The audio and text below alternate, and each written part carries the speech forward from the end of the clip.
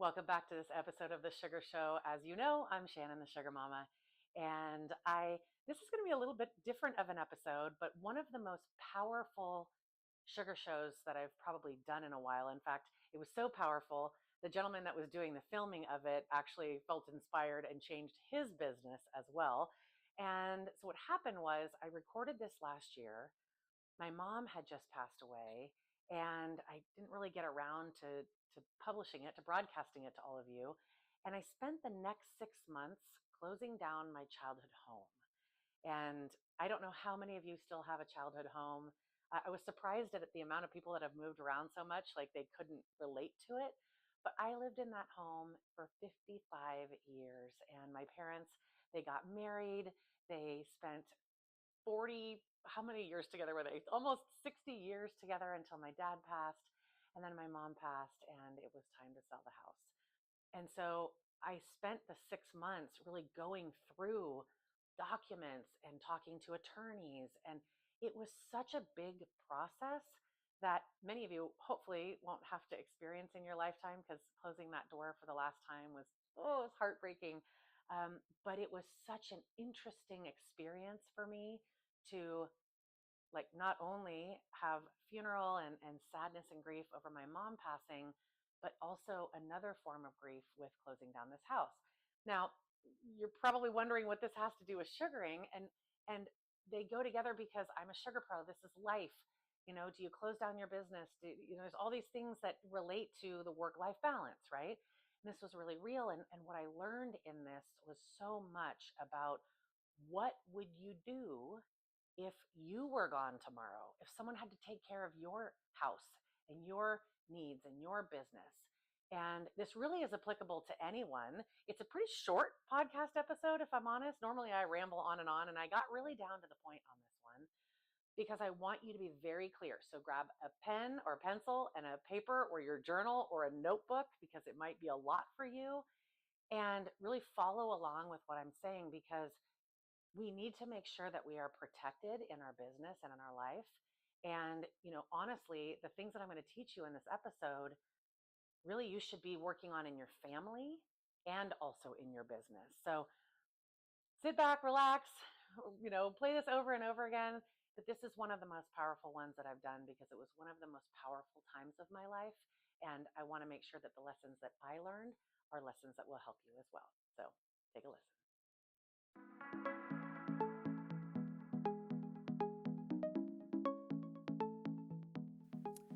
So, today we're going to tackle a topic that's both essential and often overlooked. What happens to your sugaring business if you are suddenly unable to run it? This is a topic that's been on my mind recently, and I'll share with you my personal experience. And I think it's actually really crucial for all business owners to consider. So, download this episode, re-listen to it, send it to a friend. But this one is a must listen. Check it out. I recently attended the Esthetician Summit in Texas. It was awesome. And I got to work with quite a few of you savvy business owners who were excited about learning the art of sugaring. And you want to kick up your revenue in your spa or salon or your solo practice. I was so pumped to be spending time with you all and learning about your current business and how we can help you gain new skills with cutting edge sugaring products to take it to the next level. The experience was not only amazing for the attendees, but for myself and my staff as well. I always feel recharged when I am around badass boss babes at a show. So, took a turn. I got home to California, and I got the call that my mother's cancer had unexpectedly spread to her brain, and she was given 3 months to live. I raced down to the San Francisco Bay Area to be with her. I hadn't even unpacked my bags fully from the summit show, and only 6 days later, she was gone. In the last few weeks, I've been handling all of her affairs, bill paying, potty training her 1-year-old puppy, whose name is Sugar, by the way. I did not name her that. The breeder did. But I was handling legal matters and real estate, and thank God she had a trust. And if you don't know what a trust is or don't have one, please push pause and write that at the top of your notebook to start that process. We could do another show about that. But thankfully, she had her computer open to her email, and I had access to her phone, and I found the list we created of all her passwords, subscriptions, points of contact. So I have all I have to do now is dig in and go step by step through her life's work. And I know exactly what to do with each area and each account. And it was a big job to do. Well, of course, you know me, and everything circles back to a teaching moment, and it got me thinking about the future and the unexpected events that can change everything. Not everyone is ready for the what happens if. And what I've learned is what I can pass along to you so that you can be best prepared in your business. Now, in 2 previous episodes that I'll list in the show notes, you've heard how sugar saved my life. And if you haven't heard those, I will link them down below. And the first episode was about how sugaring saved me as a single mama 15 years ago, I think it was. The second episode was about how being organized in my business helped me survive my heart being broken by my unfaithful husband, which I'm doing really great now. Thanks for asking. And now, what if, heaven forbid, something happened to you, to me? What if you passed away or even say got amnesia and had no idea how to run your business? Would your business be set up properly to continue thriving without you? Would there be someone ready and capable to take over quickly and easily? Does anyone even know your passwords? You have an extra key for your business? Do you know how to access your phone? And do they know how to access the phone and email accounts? These are tough questions, and they're necessary ones. There are so many things to think about, and if we just pretend it will never happen to me, that's exactly when it happens. So this episode is for you to prepare them, just in case. Your emergency contact should have everything they need to jump into the driver's seat and take over your business if needed. Now, in our live monthly coaching for business sessions that we have with Sugar Pros, we focus a lot on building and growing your business. But what about safeguarding that business for the future? Today, I'm going to share with you some of those steps that you can take to ensure that your sugaring business, your skincare business, your family's business is prepared for any life-altering event.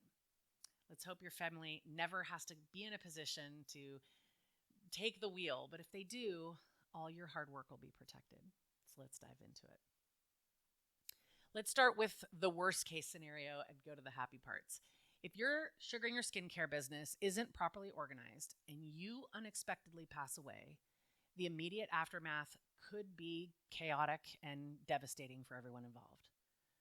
Without clear documentation of your business operations, your successor, your partner, your friend, whoever's doing this, may struggle to understand the day-to-day tasks necessary to keep the business running. Client records could be misplaced or inaccessible. It could lead to missed appointments and dissatisfied customers. Financial records might be incomplete or confusing, making it difficult to manage the cash flow, pay the bills, or even access bank accounts.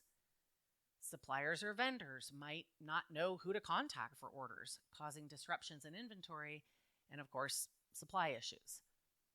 The lack of a clear communication plan could lead to a breakdown in trust with clients, employees, and partners, further damaging the business's reputation and stability. In the worst case scenario, the business could face significant financial losses. Hopefully not, but possibly forcing it to shut down. Employees who rely on their jobs for their livelihood might find themselves suddenly unemployed, creating further emotional and financial stress. Clients who have come to trust and depend on your services might be left scrambling to find alternatives, leading to a loss of a loyal customer base. The legal complications of untangling your business affairs without a clear succession plan could result in prolonged disputes among family members or partners, draining your resources and adding to the emotional burden during an already difficult time. Ultimately, the absence of a well-organized contingency plan could mean the end of your business, erasing years of hard work and dedication, and quite frankly, leaving a void in the community and the industry that you've worked so hard to serve. So take out a pen and paper and let's avoid all that. Whether you are a solopreneur or a large salon and spa owner, or a manager, let's get organized to make sure your legacy is protected. And if you are an employee, share this episode with your boss. It's essential for you to know that there is a plan if something happens to them. It sounds crazy, but if this happened this afternoon, would y'all be ready? Probably not. I laugh, but it's one of those things that we always talk about, and when we just never do, we put it off, we put it off, we put it off. But let's do it now. So, first and foremost, documentation is key. Get your pen out. Let's talk about it. Make sure you have a detailed written process for every aspect in your business. This includes your client records, your appointment scheduling, inventory, financials, even your marketing strategies. Think of it as creating a comprehensive operations manual, even if you are solo, because this is for them, not you. You can't just keep it all in your brain. This will be invaluable for anyone stepping in to run your business in your absence. And here are quite a few things that you should have prepared. Are you ready? Because it's an exhaustive list, and there's so many more things, but let's start with this.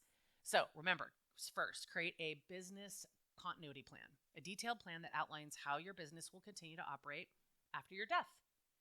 You should include information as key people to get in touch with, business assets, and financial arrangements.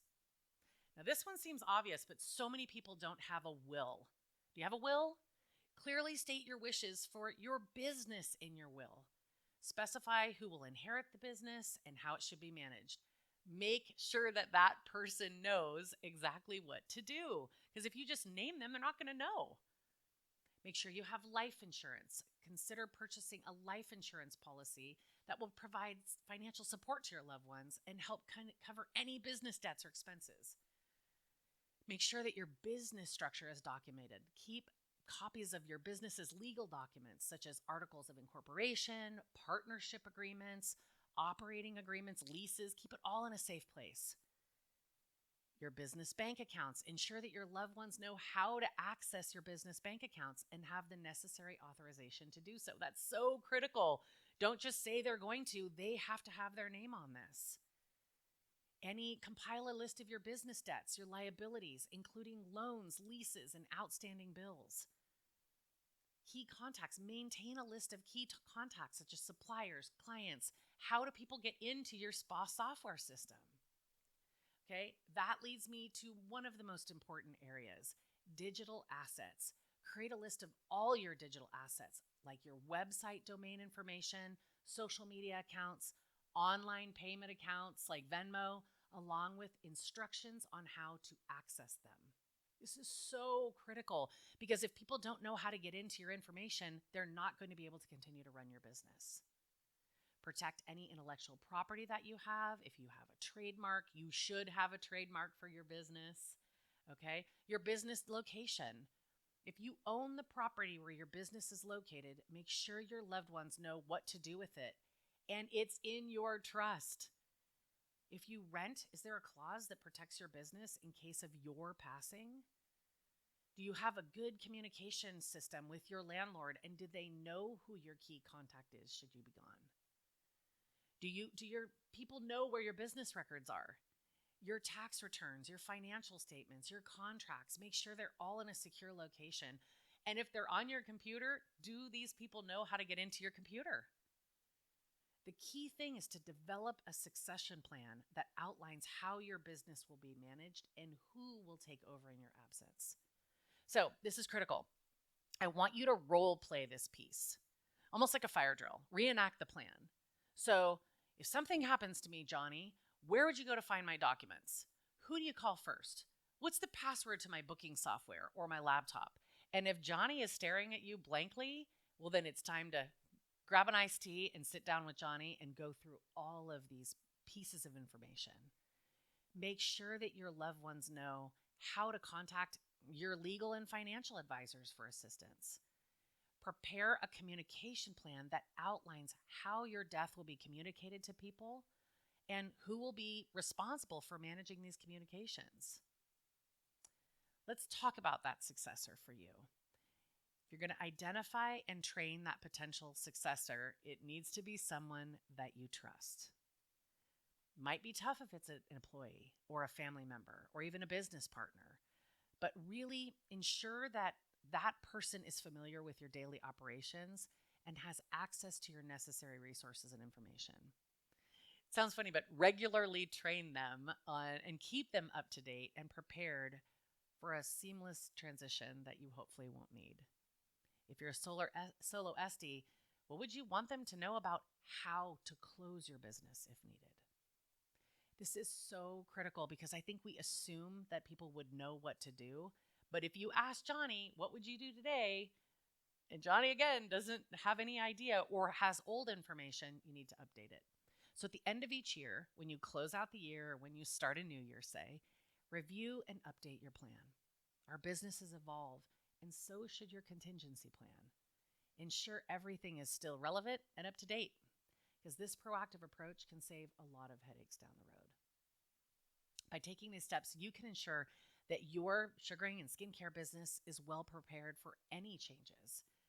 It's not just protecting your business, it's about providing peace of mind for you and your loved ones and everyone who depends on your business. We get so busy, but this is a priority. And this is your wake-up call to handle this now. In fact, ask your spouse, your partner, your family member to do the same for you if you are their contact. So ask yourself, if your partner has a business, would you know what to do if they were to pass this afternoon? Would you know what to do if your best friend's business all of a sudden needed to be helped? So take this episode as a sign, the sign that you need to get your butts in gear and plan for this. If you do not have it handled, start now. And I hope this discussion inspires you to take action and safeguard your business for this future. If you have any questions or need further guidance, we do offer monthly live business coaching to kick you in the butt and get you to run your business, not just show up and work and grind. And it bums me out that this episode was sparked because of my mother's passing, but I know that she would be so proud of the fact that we did this, and I know how to handle her affairs because we did this every year where we just, instead of saying, oh yeah, sure, mom, you're not going anywhere, you're going to be around till you're 100, really take the time to ask your parents, ask your partner, ask your best friend, what would happen if something happened to them this afternoon? Or make sure that they know what you would do if something happened to you. It's, again, kind of a bummer that this episode is on the heels of that, but it really did spark me to make sure that you all protect yourselves and protect your businesses, because we've worked really, really hard to bring them to this level, and you don't want anyone to kind of have to pick up your mess. So until next time, have a sweet week and get your business handled and protected. You'll thank me for it in the end.